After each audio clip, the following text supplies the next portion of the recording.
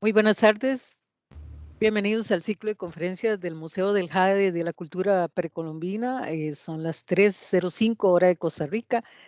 Tenemos hoy la presencia de Adrián Velázquez Castro, licenciado en Arqueología por la Escuela Nacional de Antropología e Historia, maestro en Historia y Etnohistoria por la misma institución, doctor en Antropología por la Universidad Nacional Autónoma de México, curador del Museo del Templo Mayor de 1990 a 1993, profesor investigador del Instituto Nacional de Antropología e Historia, adscrito al Museo del Templo Mayor desde 1993.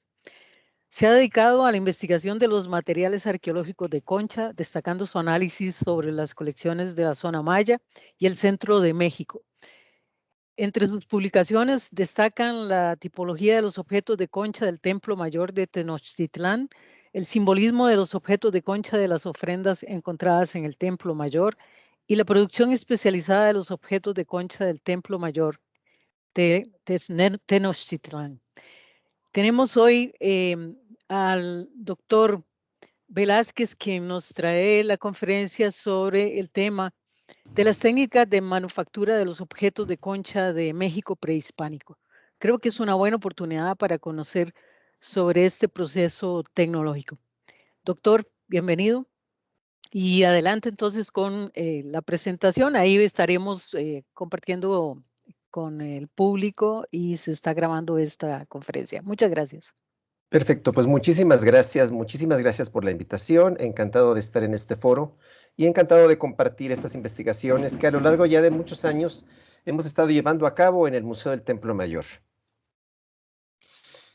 Bueno, en el Museo del Templo Mayor, más bien en el Templo Mayor de Tenochtitlan y la parte descubierta del recinto sagrado de Tenochtitlan, o sea, algunas de las edificaciones aledañas, hasta hace poco tiempo se habían encontrado 2.245 piezas completas de concha y 745 fragmentos. Actualmente esta cantidad ha crecido mucho porque el proyecto Templo Mayor ha continuado haciendo excavaciones, sobre todo al frente del Templo Mayor, y lo mismo que el programa de arqueología urbana. Entonces este número ha ascendido, ¿sí? Todavía no tenemos, yo he seguido trabajando los materiales de concha, pero aún no tenemos una cuantificación completa y además el material todavía sigue saliendo y además, como ustedes comprenderán, durante la pandemia, pues tuvimos que suspender todos estos análisis que habíamos venido llevando a cabo sistemáticamente a lo largo de mucho tiempo. Pero bueno, esto simplemente es para que ustedes tengan una idea de que tenemos un universo de estudio bastante amplio y es básicamente el que les voy a presentar ahora, bueno, inicialmente, junto con otros resultados que tenemos. Todos los objetos de concha prácticamente que se han encontrado proceden de estos contextos que son contextos rituales, son las ofrendas.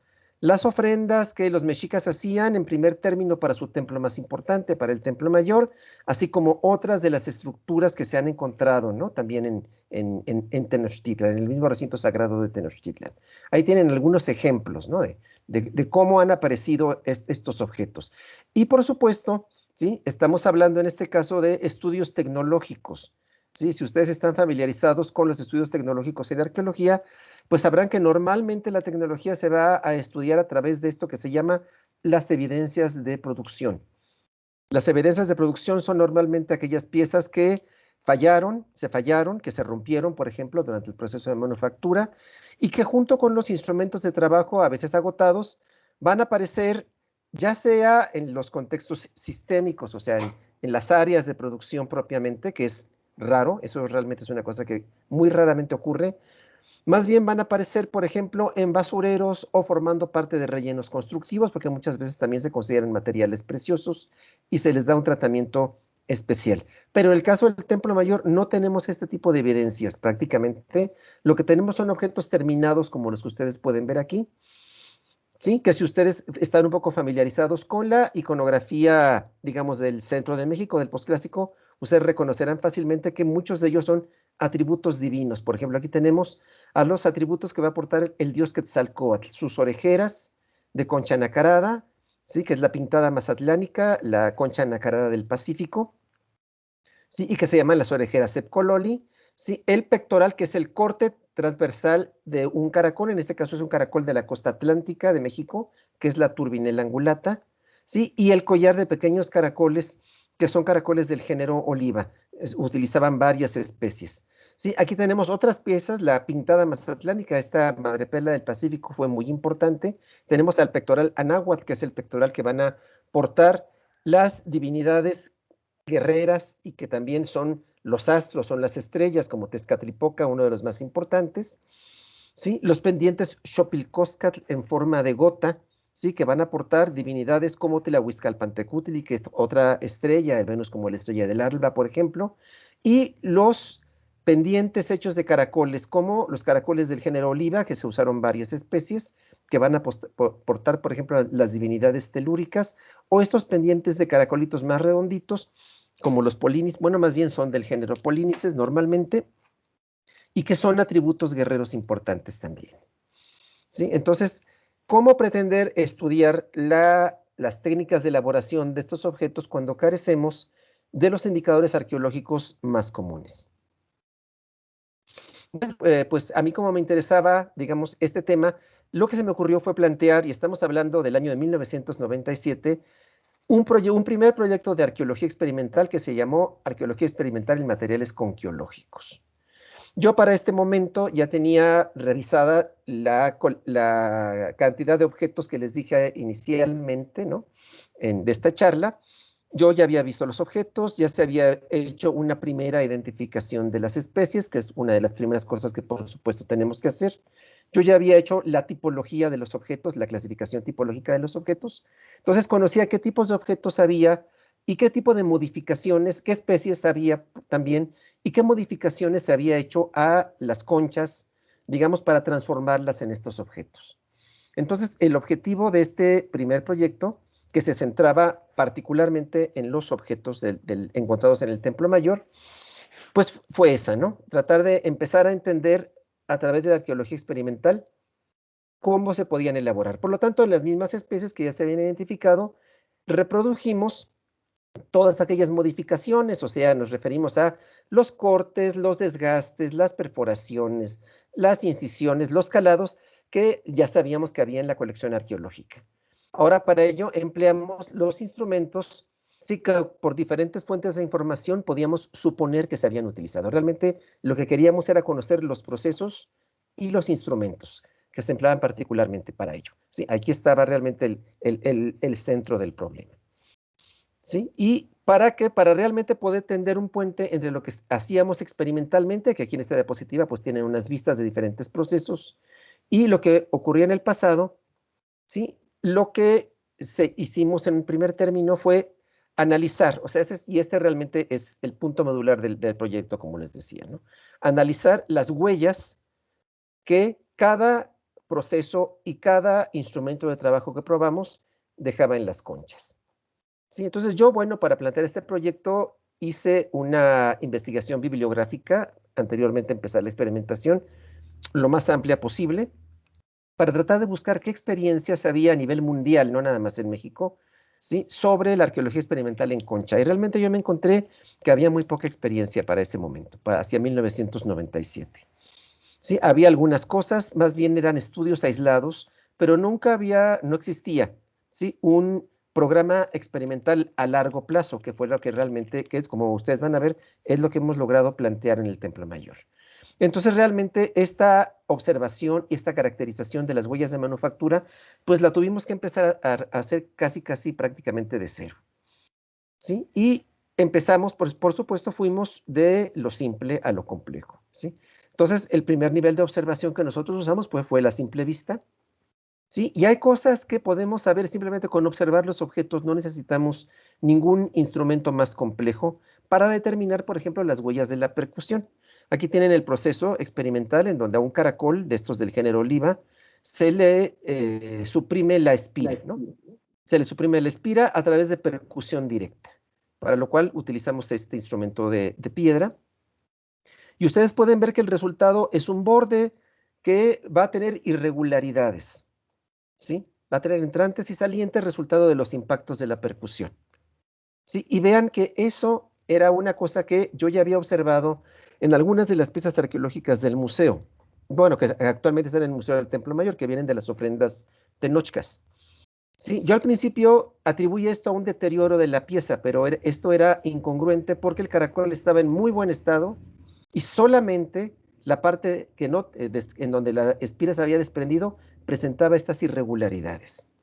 ¿Sí? Entonces, a partir de la experimentación y simplemente observándolo con el ojo pelón, ¿sí? Podemos determinar que en este caso la espira fue removida a través de esta técnica de percusión directa.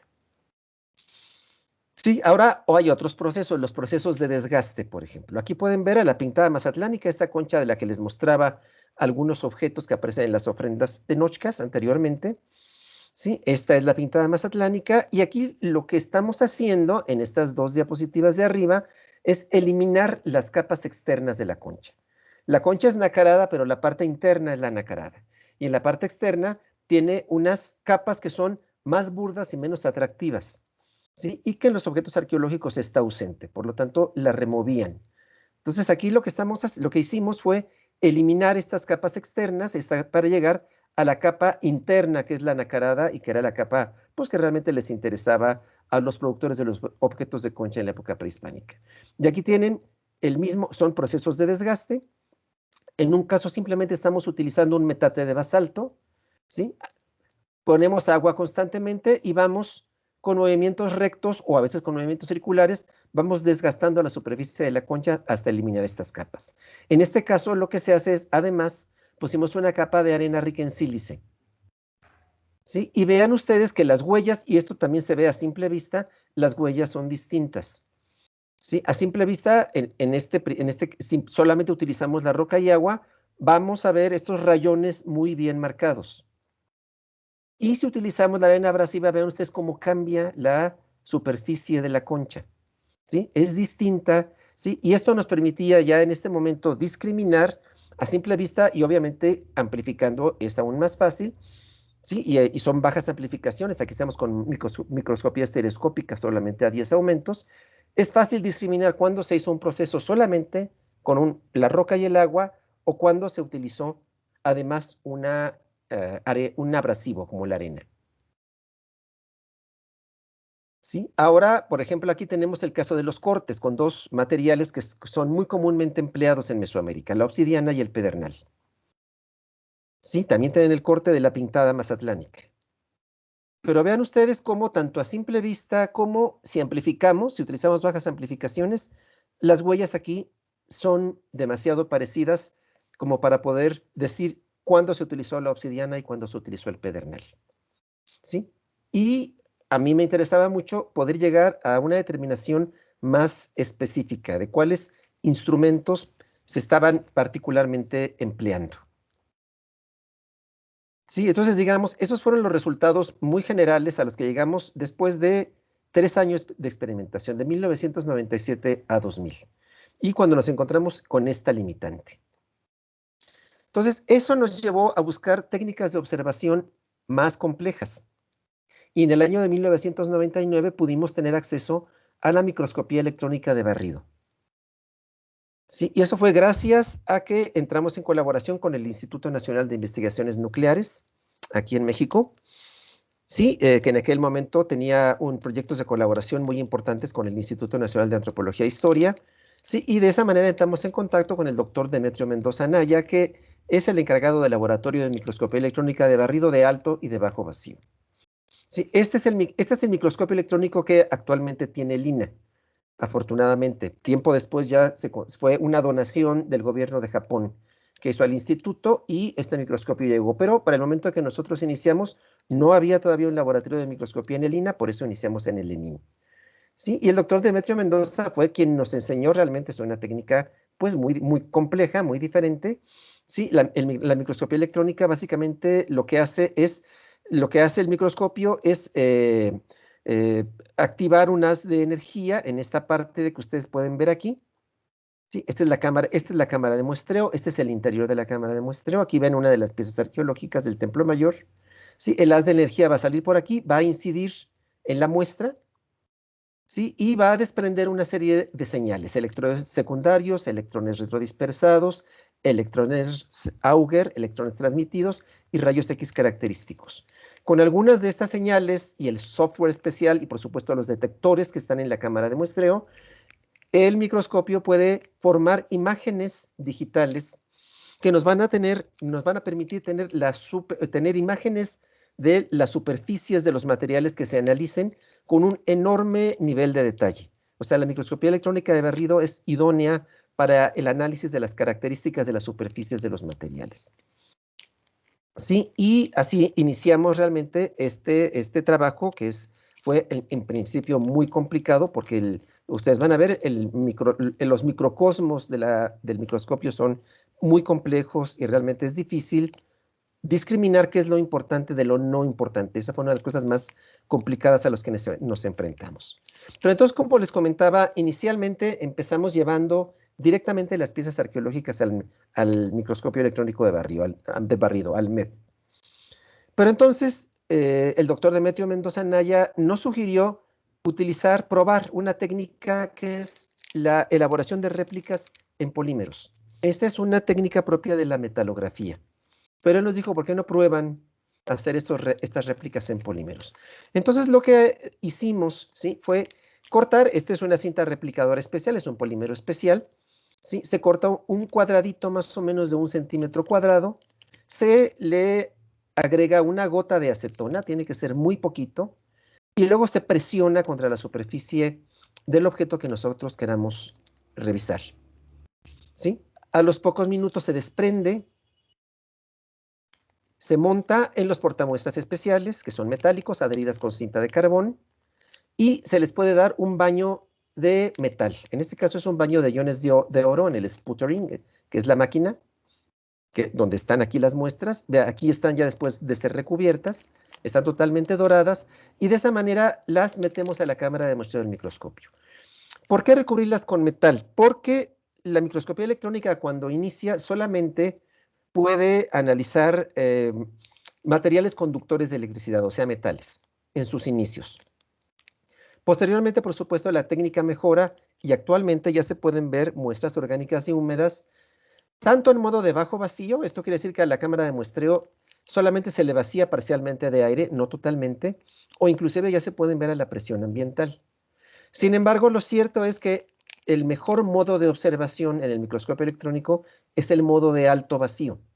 Y para eso las muestras tienen que estar recubiertas, ¿sí?, con una capa de metal. Las piezas arqueológicas, por supuesto, sería imposible pensar en recubrirlas de esa manera, pero los polímeros sí los podemos hacer, que es lo que ustedes están viendo aquí. ¿Sí? Entonces, por eso, digamos, esto fue muy bueno para nosotros porque, no sé en Costa Rica, pero aquí en México trasladar piezas arqueológicas es algo realmente complicado, ¿sí? Tiene uno que salir acompañado con toda una comitiva de seguridad, muchas veces a las piezas hay que asegurarlas para que puedan salir, y eso pues hacía que los análisis fueran muy lentos.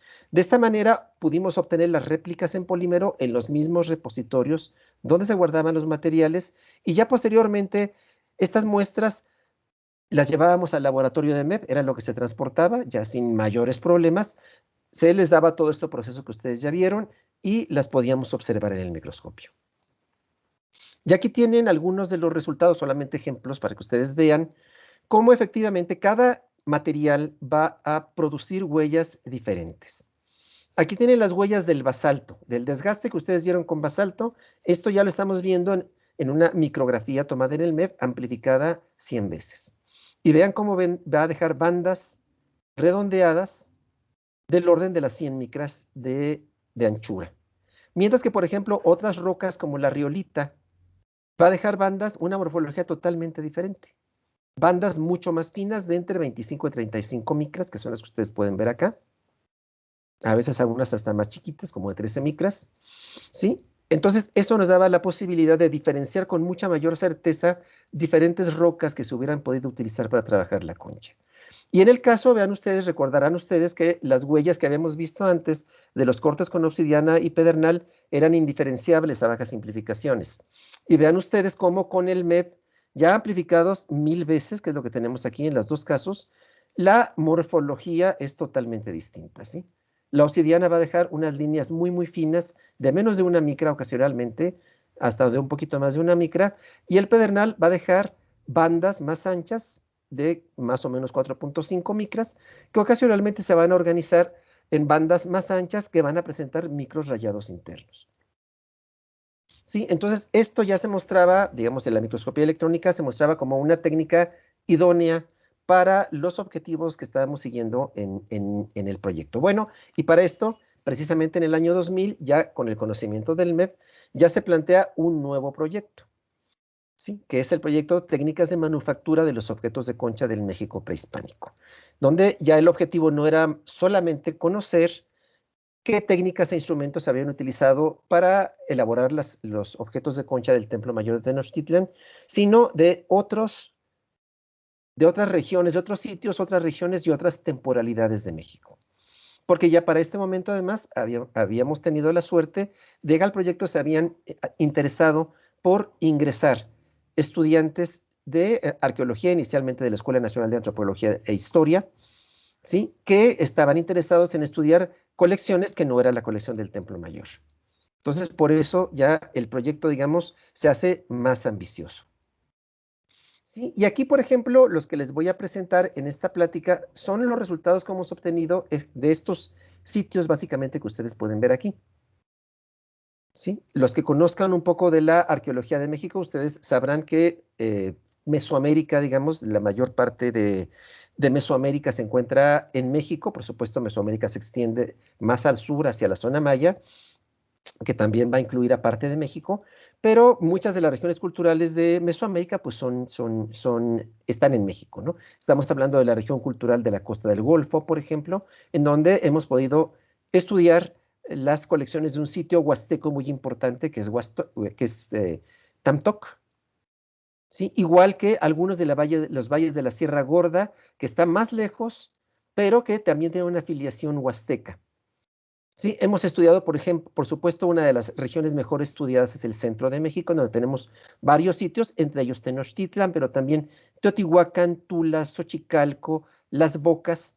¿Sí? Del occidente de México tenemos sitios como La Playa, como la Cuenca de Sayula, de Guerrero, Teopantecuanitlán, de Oaxaca, Monte Albán, también de la costa del Golfo, por ejemplo, aquí Tlacojalpan, y ya hablando de la zona maya, pues tenemos varios sitios en la península de Yucatán como Xuencal, como Jaina, Yaxunaca, Licacobá, Oxtanca, Cojuldich, Calakmul, Moral Reforma, Yaxchilián y Chiapa de Corzo, que es un sitio que tiene una tradición mijezoque. ¿Sí? Entonces, estos sitios particularmente son los que o ya hemos publicado los resultados o estos ya se han presentado como tesis de grado y son los que estamos incluyendo para presentarles los resultados en esta ocasión. Tenemos muchas más colecciones vistas, pero que solamente están en informes inéditos y por eso todavía no están incluidos en este trabajo. Entonces, ¿qué les podemos decir hasta ahorita de las técnicas de elaboración de los objetos de concha? La percusión. Como habíamos visto, efectivamente es una técnica que ya sabíamos que se estaba utilizando, ¿no? Aquí tienen la percusión directa de un caracol Strombus gigas, o ahora su nombre es Aliger gigas, porque ha habido muchos cambios taxonómicos. Entonces, previo a este estudio técnico que les estoy presentando ahorita, hay un estudio que podemos decir que es un estudio ya clásico de Lourdes Suárez, en donde ella presenta hipotéticamente cómo se pudieron trabajar las conchas. Y ella nos dice que la percusión es el primer paso en el proceso de manufactura. Ella también nos dice que la percusión es poco controlable en la concha en general, que no es como en la lítica, ¿sí? En la lítica ustedes saben que la lítica tallada en materiales como la obsidiana o como el pedernal, a veces con un solo golpe, teniendo bien preparado un núcleo, se puede sacar un objeto bien predeterminado, digamos, o bien determinado. En la concha eso no, es más complicado, efectivamente. La percusión en general va a producir estos fragmentos como los que ustedes pueden ver aquí. Fragmentos irregulares, ¿sí? Algunos muy pequeños que van a hacer mucho desperdicio. Ustedes pueden ver que hay mucho desperdicio de material y algunos fragmentos que por su tamaño pues son utilizables para la elaboración de objetos. Y es importante decir que en general, en todos los sitios que hemos visto, ustedes pueden ver que hay algunos sitios que hemos estudiado que son muy próximos a la costa, pero muchos son muy distantes. A pesar de ello, ahí están apareciendo los objetos de concha, están apareciendo estas evidencias de producción, ¿sí? Y entre los elementos que aparecen son elementos como estos. Entonces, sí podemos pensar que la percusión se está utilizando. Yo no estaría tan seguro que siempre sea el primer paso en la elaboración, pero definitivamente sí tenemos evidencias de que se está usando. Ahora, los procesos de desgaste. Sí, el desgaste, como ustedes pueden ver, es eliminar partes de la concha aplicando fricción con otro material. En este caso pueden ver ustedes rocas, ¿no? Rocas y agua, como ya lo habían visto. Sí, es para eliminar partes o para dejar superficies lo más lisas posibles. Puede cumplir esas dos funciones. O para regularizar formas, por supuesto. Sí, el desgaste pues lo hemos utilizado, ustedes ya lo vieron, con rocas y simplemente agregando agua o a veces también agregando algún tipo de abrasivo. Sí, y huellas de desgastes con rocas, por ejemplo. Sí, aquí tiene las huellas, ya las habíamos visto, las huellas que produce el basalto, estas bandas de 100 micras. Y vean aquí una micrografía arqueológica en donde encontramos este tipo de bandas muy similares a las que tenemos aquí. Entonces, el uso del basalto, particularmente de esta roca volcánica, lo hemos encontrado en sitios mayas como Oxtancá, Calakmul, en sitios de Oaxaca como Monte Albán, en el centro de México, en Teotihuacán, en Xochicalco y en Tenochtitlan. Otro tipo de rocas volcánicas, las andesitas, por ejemplo. ¿Sí? Estas van a dejar unas bandas redondeadas más finas que las que veíamos anteriormente. Estas son más o menos de unas 66 micras. Perdón, lo que es importante que también noten, tenemos el ejemplo experimental del lado izquierdo y un ejemplo arqueológico del lado derecho. Sí, y vean ustedes cómo bandas del mismo tamaño, de la misma forma, las estamos encontrando en otros sitios arqueológicos. Sí, en este caso, en este sitio que está en Guerrero, del horizonte Olmeca, que corresponde al horizonte Olmeca, que es Teopantecuanitlán. También en Teotihuacán, de hecho la micrografía es de un barrio de Teotihuacán que se llama Teopancasco. También en el sitio de Tula y en Tenochtitlan.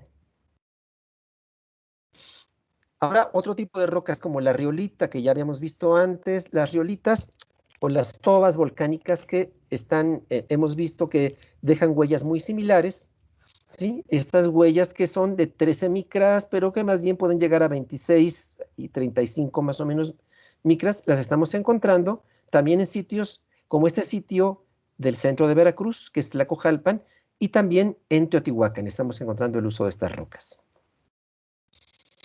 Otras rocas, habíamos visto rocas volcánicas anteriormente. Ahora estamos viendo rocas sedimentarias. Esta es la arenisca, por ejemplo. La arenisca va a dejar líneas mucho, mucho más finas, de 3.5 micras, que van a tender a entrecruzarse para dar estas superficies como con mucha textura. Este es el experimento y esta es lo que nosotros pensamos que es la huella del uso de una arenisca para la elaboración de una pieza, y esto lo hemos encontrado en sitios mayas como Calakmul, como Yaxchilán, como Tamtoc. Tamtoc ya es, recordemos, un sitio de la costa del Golfo, es un sitio huasteco en Tancama, sí que es de estos sitios de la Sierra Gorda Queretana que tienen una afiliación huasteca, en la playa que está en el occidente de México, en el estado de Nayarit, sí, y en el centro de México, en Teotihuacán y en Tenochtitlan. Rocas calizas también estamos encontrando que se usaron, ¿sí? Estas van a dejar una serie de bandas de 53, 33, 26, ¿sí? Y también las estamos encontrando en las piezas arqueológicas. Y esto, sobre todo, hemos encontrado el uso de la caliza en sitios mayas, como Oxtancá, como Moral Reforma, como Calakmul, Cojunlixcálica y Xuencal. ¿Sí? Ahora también los desgastes hechos con pedernal, con nódulos de pedernal.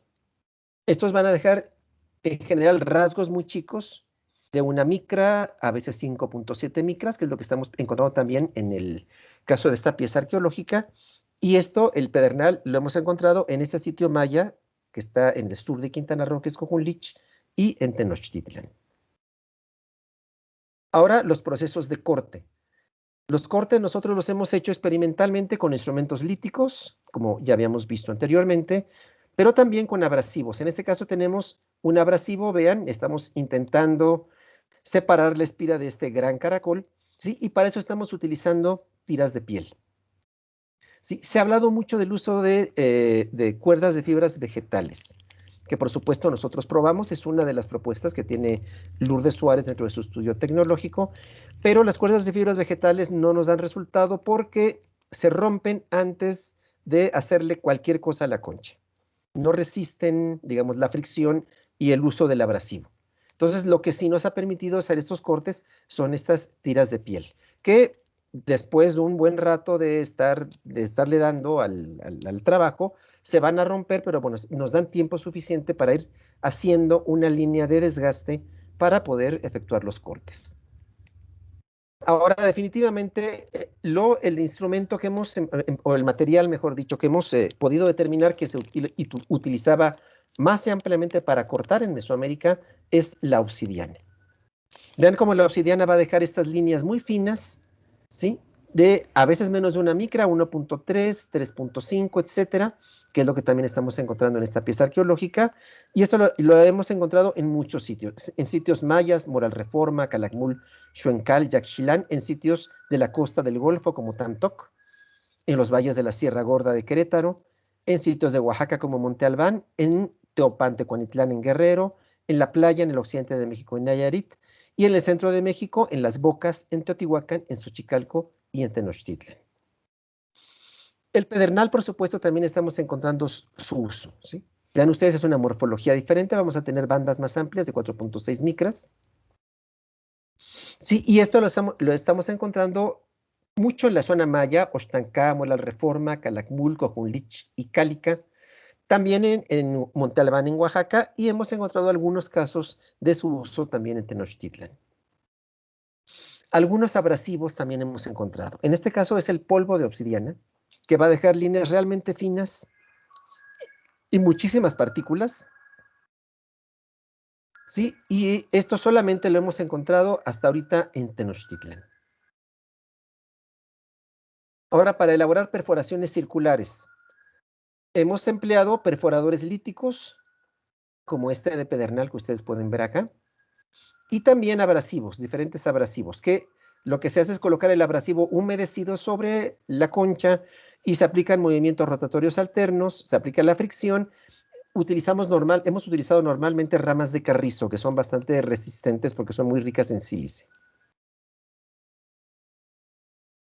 Y a diferencia, les había comentado que el material con el que preferentemente se va a cortar es la obsidiana, pues en el caso de las perforaciones circulares, el material que preferentemente se va a utilizar en Mesoamérica es sin duda alguna el pedernal, ¿sí? Que nos va a dejar estas bandas de 4.7 micras de anchura y que van a tender a también formar bandas de tamaños variables, pero más grandes, como esto que pueden ver acá en esta pieza experimental y en esta pieza de este sitio de Las Bocas.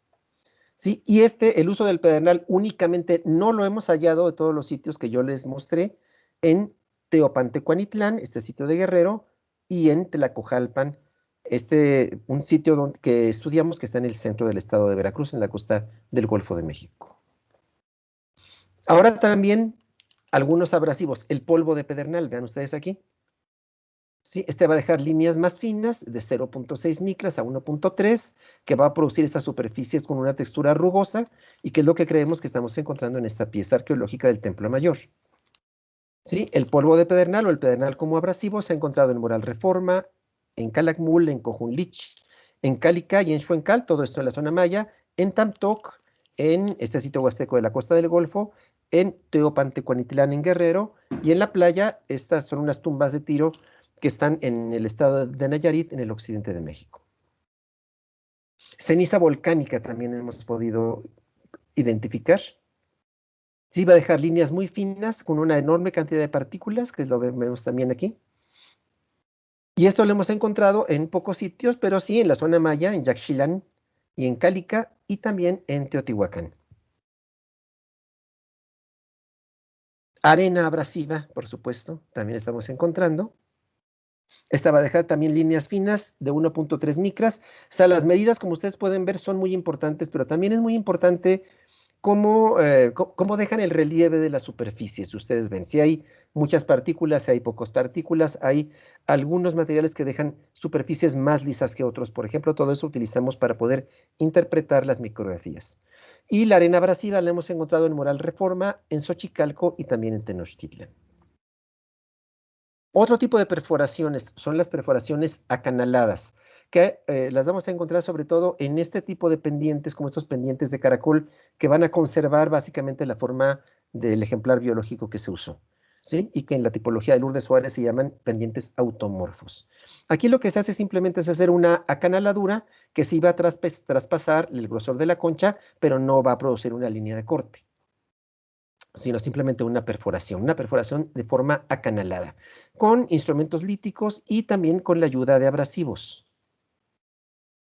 ¿Sí? Hemos encontrado, por supuesto, el uso de instrumentos de obsidiana, que es lo que vemos aquí, ¿sí? En sitios mayas como Xuencal, en el centro de México, en Teotihuacán, en Tula y en Tenochtitlan.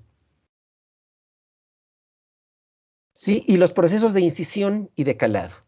Estos ya son técnicas decorativas. Las incisiones es hacer líneas que no van a traspasar el grosor de la concha, sino simplemente se marcan, ¿sí? Para resaltar un diseño decorativo. Y los calados son cortes también internos que se hacen normalmente con este mismo propósito. ¿Sí? Incisiones y calados se pueden hacer, son cortes internos, por lo tanto, se pueden hacer como veíamos con los instrumentos líticos. ¿Sí? Hay algunos calados que son como perforaciones circulares muy grandes que hemos experimentado efectuarlos, tal cual las perforaciones, simplemente hemos utilizado abrasivos y ramas de carrizo de diámetros grandes, como la que ven aquí. Sí, y hemos encontrado que, por supuesto, los instrumentos de obsidiana se utilizaron para hacer tanto incisiones como calados. ¿Sí? En sitios mayas como Moral Reforma, Calakmul, Xuencal, Yaxchilán, ¿sí? En sitios de la costa del Golfo, como este sitio huasteco que es Tamtoc, y los sitios de las valles de la Sierra Gorda Queretana, que son de filiación huasteca, en el occidente de México, en las tumbas de Tiro de la Playa, y en el centro de México, en Teotihuacán, en Tula y en Tenochtitlan. Y también instrumentos de pedernal, que son los que ustedes pueden ver aquí. Esto se ha encontrado fundamentalmente en la zona maya, Oaxtacá, Moral Reforma y Cojunlich. Ahora, polvo de obsidiana, también hemos encontrado calados con polvo de obsidiana en este sitio que es del formativo, que es Las Bocas, que está en el estado de Puebla, aquí en el centro de México. Y finalmente, los procesos de acabado, lo que se llama el pulido. Muchas veces después de los desgastes, como veíamos, los desgastes van a dejar rayones, los desgastes con roca, por ejemplo, rayones muy bien marcados sobre las superficies de las conchas que a veces seguramente se consideraban indeseables, ¿sí? Y para suavizarlos se aplicaban los pulidos. El pulido es una forma de la aplicación del desgaste, simplemente se van a emplear, ¿sí? Desgastadores más finos para borrar las huellas de los primeros procesos de desgaste. Entonces, hemos probado el uso de abrasivos, como lo que ustedes pueden ver aquí, un abrasivo humedecido, ¿sí? Con el cual se hace fricción sobre la superficie de la concha, en este caso con un pequeño trozo de piel, ¿sí? O bien estos que son los nódulos silíceos, como los nódulos de pedernal, por ejemplo. Y bien, normalmente siempre se había pensado, si ustedes revisan el trabajo de Lourdes Suárez, ella opina que seguramente los procesos de pulido mayoritariamente se hacían con abrasivos y para nuestra sorpresa, lo que más se utilizaban eran estos nódulos silíceos.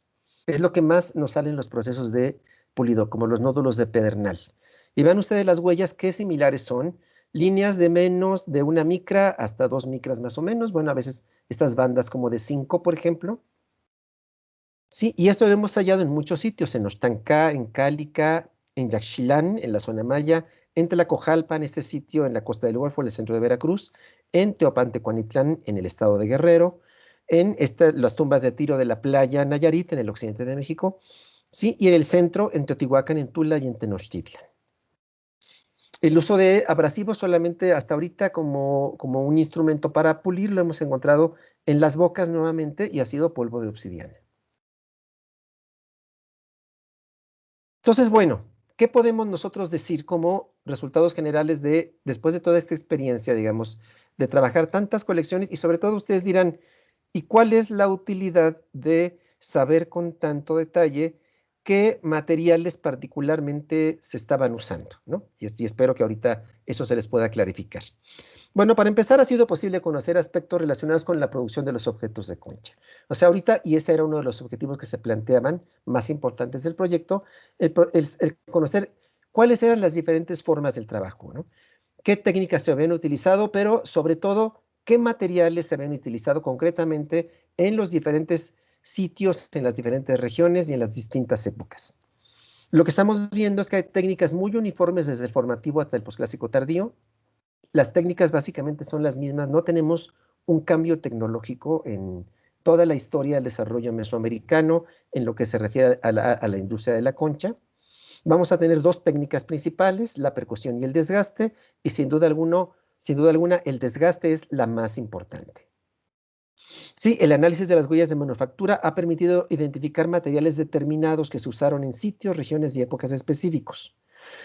Por un lado, podemos plantear que sí vemos que ocasionalmente hay el uso de rocas, seguramente por su facilidad de acceso. Recordarán ustedes que la caliza, por ejemplo, el uso de la caliza, básicamente, por lo menos de lo que hemos analizado, casi se va a restringir a los sitios mayas, en donde las calizas son muy abundantes. Sin embargo, también, y eso es muy interesante, se ha encontrado el uso de materiales exóticos en algunos sitios. Por ejemplo, Emiliano Melgar, que hace el estudio de la colección de Oxtancá, encuentra las huellas del uso de basalto en la colección de Oxtancá, que es una colección que está en la bahía de Chetumal, en la península de Yucatán, ¿sí? Y lo más interesante es que instrumentos de trabajo de basalto sí se encuentran en Oxtancá, por ejemplo. Sí, en algunos casos, por ejemplo, esa es una reflexión muy interesante que hace el mismo Emiliano. En algunos casos, el empleo de instrumentos foráneos se relaciona con el estatus de los objetos. Sí, en la colección de Oxtancá encuentra que las conchas locales, ¿sí? o que se consiguen más cercanamente, están trabajadas con instrumentos también locales, mientras que las conchas foráneas están trabajadas con instrumentos también foráneos, como la obsidiana o como el basalto. Y él piensa que eso tiene que ver con el estatus de los objetos. Sí, en la mayoría de los casos estudiados, la producción de los objetos es local. Eso es muy interesante porque cuando yo empecé a hacer esta investigación, en general yo me encontré conforme platicaba o participaba en algunos eventos académicos, que muchos de mis colegas me decían, pues nosotros ya sabemos que los objetos de concha del Templo Mayor eran hechos en la costa. Sí, pero curiosamente sí estamos encontrando las evidencias de producción en los sitios de tierra adentro. O sea que lo que estaba llevándose a estos sitios eran las conchas, seguramente en estado natural, y en cada uno de los sitios, ¿sí? Se llevaba a cabo la producción de las conchas. ¿Sí? Y eso también es interesante porque tanto las evidencias de producción como los objetos terminados, estamos viendo que comparten las huellas de manufactura. Por eso, esto apoya aún más esta idea de que tenemos manufacturas locales de los objetos. Sí, y como les mencionaba, los instrumentos identificados aparecen en los sitios estudiados. A veces son materiales locales, a veces son materiales foráneos. Como les mencionaba, las evidencias de producción aparecen normalmente en contextos secundarios, por los que no se han identificado áreas productivas, o es difícil, ¿sí? Como les mencionaba, bueno, evidentemente, sí, los desechos de producción tienen que ser normalmente removidos de las áreas de trabajo. ¿Sí? Entonces los vamos a encontrar usualmente en basureros. Muchas veces no son cualquier basurero, son basureros particulares, basureros rituales. En la zona maya se les llama, por ejemplo, depósitos especiales. Sí, a veces los vamos a encontrar en los rellenos productivos, ¿sí? Aparentemente también enterrados como una conducta ritual. Sin embargo, algunos casos excepcionales sí tenemos, que son estos tres sitios: Xuencal en la península de Yucatán, Tula, en el centro de México, es Xochicalco, en donde sí se han encontrado las evidencias de producción en las áreas de producción. En Xuencal y Tula, en Xuencal, por ejemplo, en unas plataformas residenciales de élite, ¿sí? En Tula también, ¿sí? En unas unidades habitacionales de élite cercanas al centro ceremonial. Y en Xochicalco, Emiliano Melgar estudia, eso es muy interesante, que se da cuenta de que en la Acrópolis estaba el taller, que estaba dedicado a la manufactura de los objetos de concha de este sitio. Sí, el conocimiento de las técnicas permite conocer las decisiones de los artesanos y ello hace posible caracterizar estilos tecnológicos. ¿sí? O sea, cuando nosotros vemos que en la producción de los objetos de concha hay decisiones, podemos inferir, después de estudiar cada una de las fases de los procesos de producción, que los artesanos están tomando decisiones sistemáticas y consistentes en cada una de ellas. Entonces nosotros podemos decir que, o podemos proponer que existe un estilo tecnológico.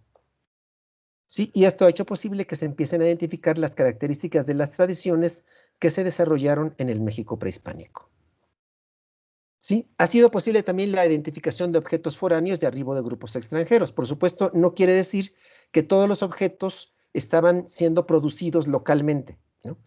Eventualmente sí podemos, a través de este análisis tecnológico, bueno, en general de toda la información que tenemos de los sitios, podemos identificar lo que es la importación de un objeto ya terminado en un sitio. Por ejemplo, del lado izquierdo tienen un pendiente que se encontró en el proyecto de la doctora Linda Manzanilla, Teotihuacán, Elite Gobierno. Ella excava Teopancasco y encuentra este pendiente que es de un caracol dulce acuícola. Este no es un caracol marino, es un Pachychilus indiorum. ¿Sí? Y vean ustedes, está fragmentado, pero para producir este objeto lo que hicieron fue desgastar la parte ventral y la parte dorsal del caracol para lograr esta sección muy delgada del caracol. ¿Sí? Y cuando hicimos el estudio de la tecnología, resultó que ha sido desgastado con roca arenisca. En Teopancasco los desgastes son, y sobre todo los desgastes que sí podemos pensar que son la producción local de objetos, están hechas con rocas volcánicas. Fundamentalmente están utilizando tobas o riolitas. Entonces, aquí, digamos, al analizar el conjunto de la producción de objetos de Teopancasco, resaltaban unos pocos objetos ya terminados, ¿sí? Que estaban desgastados con rocas de arenisca. Entonces, esas propusimos que eran objetos importados, o sea, ya hechos fuera de Teotihuacán y ya como objetos, así llegaban ya al sitio, ¿no? Eran importaciones. Posteriormente, estamos hasta la fecha colaborando con el proyecto de Tamtoc, ¿sí? Sobre el paisaje urbano de Tamtoc, que dirige Estela Martínez Mora. Y ahí encontramos, para nuestra sorpresa, un pendiente idéntico al que habíamos visto en Teopancasco. Son los dos únicos que hasta ahorita conocemos. Pero este apareció en Tamtoc, en este sitio huasteco, ¿sí? En la costa del Golfo de México. Sí, y también cuando analizamos las huellas, coincidía que también estaba desgastado con rocas de arenisca. Entonces dijimos, bueno, pues ya sabemos de dónde llegó este pendiente, de dónde posiblemente llegó. Seguramente llegó de la costa del Golfo, muy seguramente de Tamtoc. Ahora, lo que aquí nos complicó un poco fue, en Tamtoc tuvimos la oportunidad de hacer una colecta de moluscos de agua dulce. Norma Valentín, que es una de las biólogas que colabora con nosotros en el proyecto, y yo fuimos, ¿sí? Con algunos de los trabajadores del sitio, ¿sí? Al río Tampaón. Tamtoc está sentado en las márgenes del río Tampaón, a colectar moluscos de agua dulce para ver cuáles eran las especies que había ahí. Y efectivamente se encontraron caracoles del género Pachychilus, pero no de esta especie. La especie Indiorum es una especie que se distribuye más hacia el sur, ¿sí? Como del sur de Veracruz inclusive hacia Guatemala. Sí, entonces, bien a bien todavía no sabemos si estos dos pendientes fueron producidos en algún otro emplazamiento de más al sur de México, ¿sí? Y de ahí llegó tanto a Tamtoc como a Teopancasco. Sí, una cosa muy importante para nosotros cuando estudiamos una colección arqueológica es conocer la homogeneidad o la heterogeneidad tecnológica, ya que de esto se pueden inferir aspectos de la organización de la producción. Por ejemplo, si encontramos que una colección es muy homogénea tecnológicamente, podemos pensar que fue una producción muy controlada y que por lo tanto fue una producción centralizada, que fue por ejemplo el caso del Templo Mayor. Sí, el Templo Mayor, recuerden que ustedes que pues no contamos con las evidencias de producción, ¿no? Entonces, en principio no sabíamos si los objetos ya habían llegado terminados a Tenochtitlan, quizás tributados de una de las provincias conquistadas por el Imperio Mexica. Sin embargo, el encontrar una enorme homogeneidad y que tanto especies del Pacífico como del Atlántico estaban trabajándose de la misma manera, ¿sí? Aparte de que, por supuesto, como yo les mencionaba, son atributos de divinidades importantes del centro de México, la mayor parte de los objetos que están apareciendo. Todo eso nos llevaba a poder plantear que la producción era local y que muy probablemente esa producción se llevaba a cabo en el palacio del Tlatoani, del gobernante mexica, donde, por las fuentes históricas, sabemos que había salas en donde se reunían los artesanos que trabajaban materiales preciosos, como los orfebres, como los lapidarios y como los amanteca, los que trabajaban el arte plumario. Sí, y esto mismo se ha planteado para Xochicalco. Bueno, en el caso de Xochicalco y Tula, sí se han encontrado los lugares de donde se llevaba a cabo al menos alguna parte de la producción. Sí, pero tanto las evidencias de producción que aparecen en estos lugares como las huellas de los objetos terminados coinciden, ¿no? Entonces hay una homogeneidad tecnológica, ¿sí? Y aparentemente eso sí está coincidiendo con la centralización y el control sobre la producción. Una cosa que también hemos hecho es la réplica de procesos de trabajo, ¿sí? Esto ya es, por supuesto, es proponer cómo era la cadena productiva, en este caso sin las evidencias de producción. Esta es una pieza del Templo Mayor, ¿sí? El primer paso, aquí ya no está, pero ustedes ya lo vieron, es el desgaste de la superficie externa de la concha para eliminar las capas externas. Posteriormente se va a cortar una preforma con instrumentos de obsidiana. Esta preforma se va a regularizar desgastándola con instrumentos de basalto, que es lo que sale en el Templo Mayor, en estas piezas. Después el calado central se va a hacer con instrumentos de obsidiana, ¿sí? El borde se regulariza con lascas de basalto. Las líneas incisas se hacen con instrumentos de obsidiana. Y aquí tienen la réplica experimental de este tipo de pectoral, que es el pectoral anáhuatl, que en principio les mostré. De todas maneras, aquí les muestro las piezas arqueológicas de nuevo, por si no las recuerdan. Sí, porque vamos a hablar particularmente de estas tres. Esta es la orejera Epcolori, el pectoral anáhuatl y el pendiente en forma de gota o xopilcózcatl. Sí, estos tres los reprodujimos experimentalmente, el proceso de elaboración, para estimar el tiempo que puede haber llevado su producción. Y aquí tienen la orejera Epcololi, por ejemplo. La pudimos nosotros reproducir en 92 horas más o menos, el pectoral anáhuatl en casi 40 y el pendiente de gota en casi 25. Ahora aquí lo que tienen ustedes es el número de ejemplares que aparecen en un grupo de 10 ofrendas que sabemos que se enterraron simultáneamente para consagrar la etapa 4B del Templo Mayor, ¿sí? La que se adjudica al Tlatoani Axayácatl, ¿sí? Entonces lo que hicimos fue multiplicar este número de horas por el número de ejemplares que aparecen, porque sabemos que esta fue una producción que tuvo que hacerse simultáneamente, pues, ¿no? Para una ocasión ritual muy importante. Entonces, las 11 orejeras Epcololi, con estos tiempos, por supuesto son estimaciones experimentales, pero nosotros las hubiéramos podido hacer quizás en 1006 horas, los 35 pectorales anáhuatl en 1382 horas casi, y los pendientes de gota en los 10 en casi 250 horas. En total, la producción de estas 56 piezas nos hubiera llevado más de 2600 horas, que es lo que ustedes pueden ver ahí. Y a partir de esto es que podemos nosotros hacer estas inferencias sobre la producción, sobre la especialización, por ejemplo.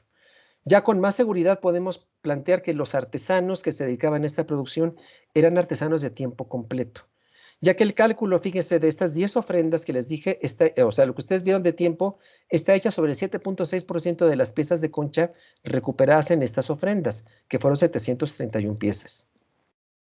Y también nos permite indagar con un poquito de más información en el tema del valor. Sí, el valor, ustedes saben, bueno, hay muchas maneras de definir el valor, ¿sí? Pero una de las formas en que es posible hacerlo, que es un poco más cuantificable, digamos, es tomar este concepto marxista del valor, ¿no? Como el tiempo de trabajo socialmente necesario. ¿Sí? Y tomando este concepto, entonces nosotros podemos saber que definitivamente sí hay piezas de mayor valor que otros entre las piezas de concha del Templo Mayor. Así, de esta manera tenemos piezas de alto estatus, que son estas que ustedes vieron, que se elaboran entre los 25 y 100 horas, y las piezas de bajo estatus, entre las que se encuentran los pendientes de caracol, como las oliva, que también ustedes ya vieron. La elaboración de un pendiente de oliva se puede hacer en hora y media, tanto la perforación acanalada como la supresión de la espira, que son las dos modificaciones que se hacen, ¿no? Entonces, evidentemente podemos saber que hay piezas de alto y de bajo estatus. Sí, y eso además coincide con información, bueno, con la información arqueológica y también información que nos dan las fuentes históricas. Estas piezas de entre 25 y 100 horas, ustedes vieron que son las piezas de pintada mazatlánica. Sí, estas piezas, por ejemplo, si nosotros vemos la distribución de estos objetos en las ofrendas del recinto ceremonial de Tenochtitlan, vamos a ver que solamente las vamos a encontrar en las ofrendas del Templo Mayor, no en las edificaciones aledañas. ¿Sí? Ni en otros emplazamientos de la Cuenca de México vamos a encontrar piezas iguales a estas. O sea, podemos pensar que son las piezas para el culto más cerrado y elitista de la sociedad mexica, que era el hacer ofrendas en su templo más importante. Por su parte, los pendientes de caracol, como los pendientes oliva, aparecen en las ofrendas del Templo Mayor, de las edificaciones aledañas y de muchos otros emplazamientos de la Cuenca de México contemporáneos a Tenochtitlan y de toda Mesoamérica en general y anteriores. ¿Sí? O sea, tienen una amplísima distribución. Ahora, por otra parte, las fuentes históricas sí nos van a narrar, los informantes de Sagún, por ejemplo, nos van a decir que había una fiesta que se llamaba Hueytecuilhuitl, ¿sí? En donde se premiaba a los macehuales, o sea, a los plebeyos, digamos, de la sociedad mexica, que habían logrado distinguirse en guerra, que era una de las pocas formas en que podía haber un ascenso social, ¿no? ¿Sí? Y entre los insignias con que el Estado mexica los premiaba a estos macehuales distinguidos, era el uso de ciertos ornamentos, entre los que se encuentran precisamente los pendientes de caracol. Entonces eran piezas que descendían a los estratos inferiores de la sociedad mexica, lo cual confirma que efectivamente eran piezas de un menor estatus.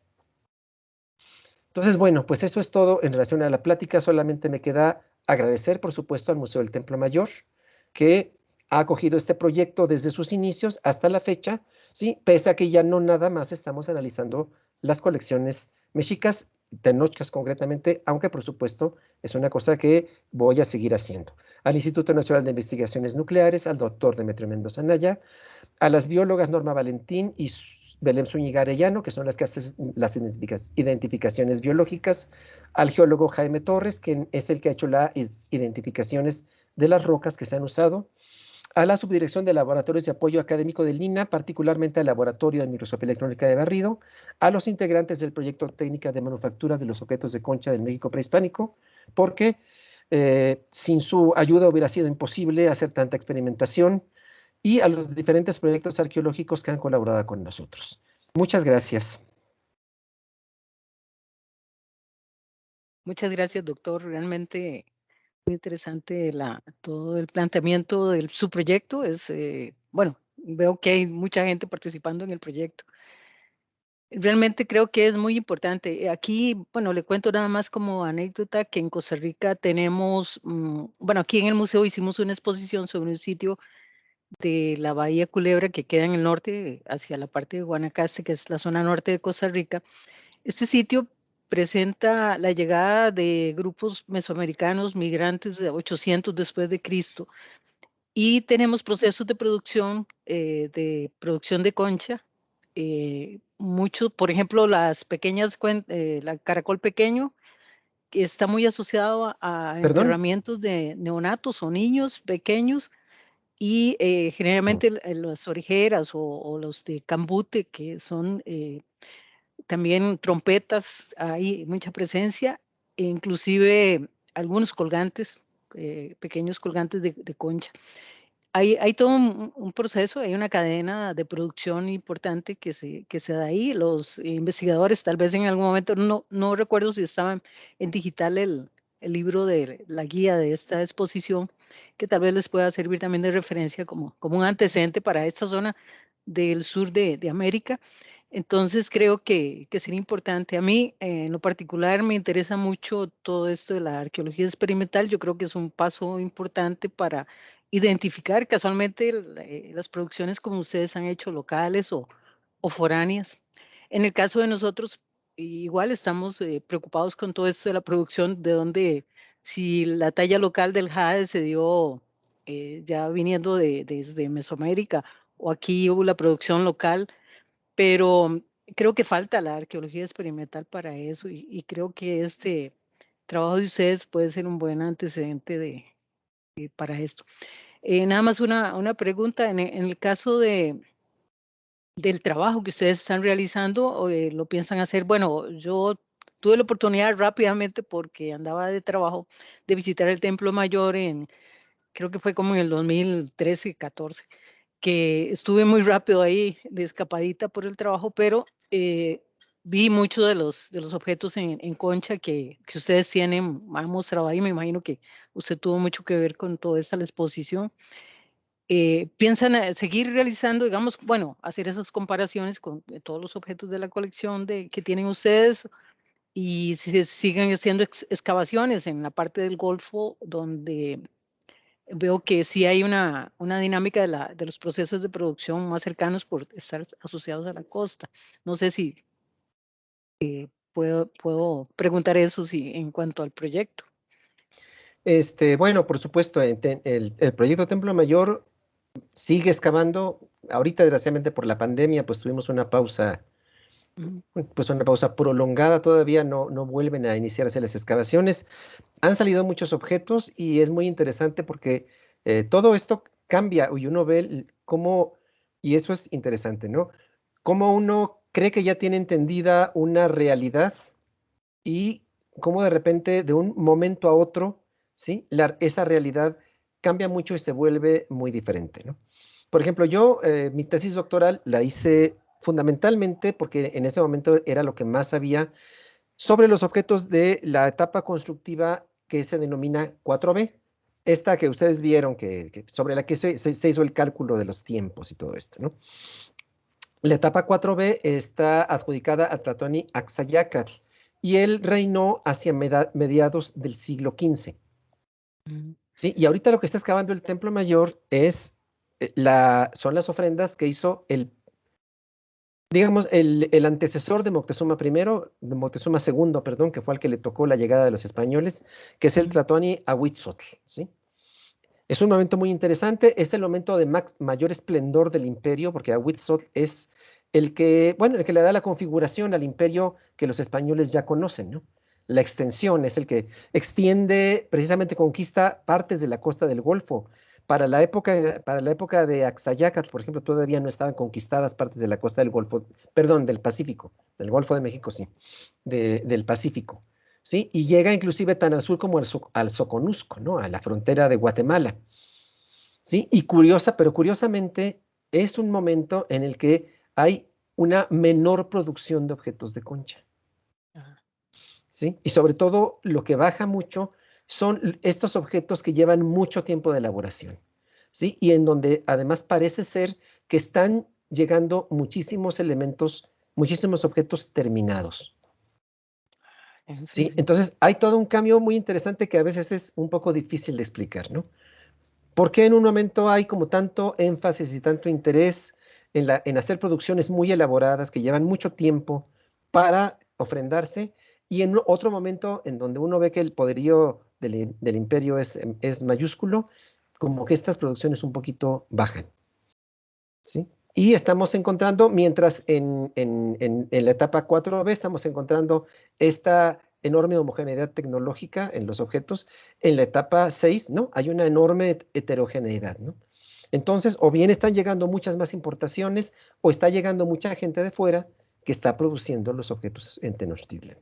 Entonces, estos son incógnitas y retos interpretativos que nos Claro. está presentando, digamos, los nuevos hallazgos en el caso del Templo Mayor.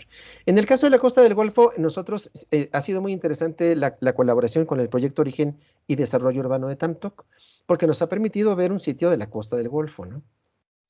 Un sitio de la Costa del Golfo en donde además ellos están utilizando un recurso local muy importante, que son almejas de agua dulce, almejas de la familia Unionidae, que viven ahí, o sea, en donde está el sitio, ¿sí? Las utilizan ampliamente. Muy probablemente se las comían No tenemos esa evidencia tan clara, pero yo pienso que es muy probable. Pero lo que sí es que las están utilizando como instrumentos de trabajo. Están elaborando una suerte de raideras expeditivas, porque aparentemente nada más sacan las conchas, abren los bivalvos y con las conchas, ¿sí?, las utilizan para raer algo que no sabemos exactamente qué es, ¿no? Pero definitivamente las huellas de que hacían eso sí. Y están llevando al sitio una enorme cantidad de especies del Atlántico. Sí, aparentemente, Interesante. inclusive a veces da la impresión de que no son muy selectivos, de que casi cualquier cosa que se encuentran en la costa, tampoco no está propiamente en la costa, está como a unos 200 kilómetros de la costa, pero bueno, está en la planicie costera, mucho más cerca que muchos otros sitios que hemos visto, ¿no? Sí, sin embargo, hacia el periodo posclásico hay un fenómeno muy interesante y es cuando empiezan a llegar materiales, por lo menos con una mayor importancia, materiales del Pacífico.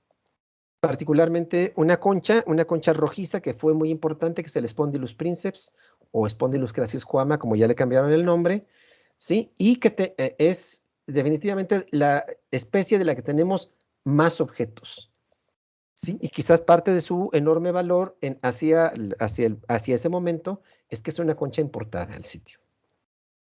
Sí. Ujú. Sí, muy, muy importante. Yo creo que, bueno, no sé si Carolina tiene alguna consulta que se haya hecho. Realmente, bueno, hay mucho que desarrollar y aquí yo creo que en Costa Rica tenemos la posibilidad, tenemos la Spondylus.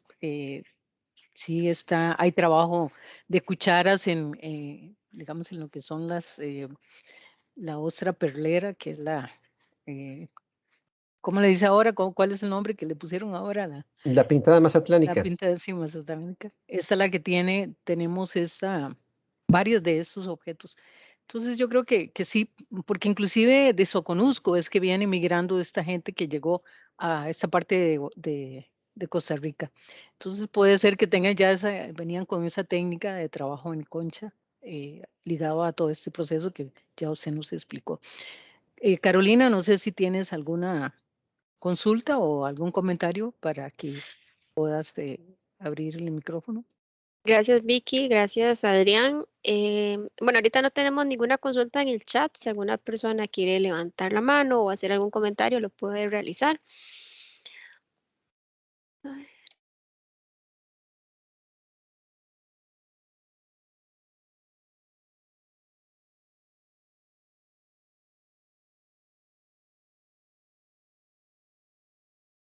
Bueno, de todas formas vamos a dejar esta grabación porque sé que algunas personas no han podido conectarse por estar en el trabajo y van a retomar el video nuevamente para que puedan apoyarse. Cualquier consulta, pues estaremos haciéndolo llegar en su correo electrónico.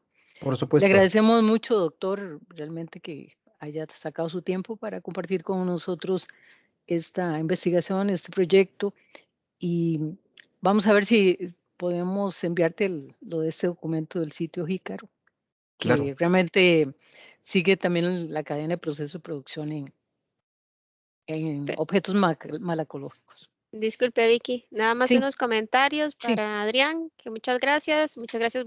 Muy detallada la investigación y muy profundo. Gracias, Adrián. Muchas gracias. Muchas gracias y ahí lo esperamos aquí en el Museo del Jade y esperamos también poder llegar ya con más tiempo al Templo Mayor. ¿Cómo no? ¿Cómo no? Ojalá nos podamos poner de acuerdo y podamos coincidir. A mí me encantaría también, no he tenido la oportunidad de visitar Costa Rica, pero es un país, ahora que ya se pueda viajar, que ya pasé la pandemia, Cuando se pueda viajar, claro. Sí, espero aquí en el poder. museo inclusive podemos coordinar alguna exposición, inclusive de todo este proceso, pero como dice usted, aquí en Costa Rica también el traslado de objetos es pues restringido por ser patrimonio, igual como en México, pero podemos hacerlo de alguna forma virtual creo que hay muchas oportunidades ahora en el medio digital. Doctor, Claro. le agradezco mucho su participación y saludos y buenas tardes a todos. Gracias por su participación también y haberse conectado en esta conferencia. Buenas tardes. Gracias, buenas tardes, hasta luego.